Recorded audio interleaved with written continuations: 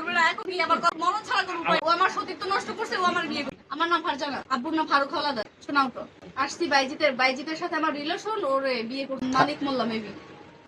কালকে দুপুরে আসছি বিয়ের দাবিতে, 2 বছরের। কুয়াকাটা দেখা হয়েছে, তারপর যে বাইজিতের বড় মামা তার বাসায় দেখা হয়েছে। প্রয়োজনে কুয়াকাটার ভিডিও ফুটেজ আপনি নিতে পারেন, সিসিটিভি ফুটেজ। আর হচ্ছে এরকম নানা, আর ওর বাসায় আমার দেখা হয়েছে।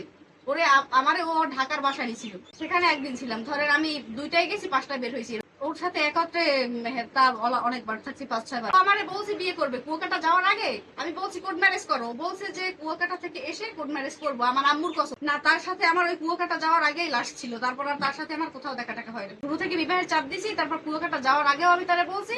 তারপর সে বলছে যে কুয়াকাটা থেকে পরিবারে আমার হচ্ছে যে আম্মু টাম্মু তারা আমার অনেকই ভালো জানছে, যে বাইজিতের আম্মু বা বোন আমার 2-3 বার খাবার টাবার খাইছে।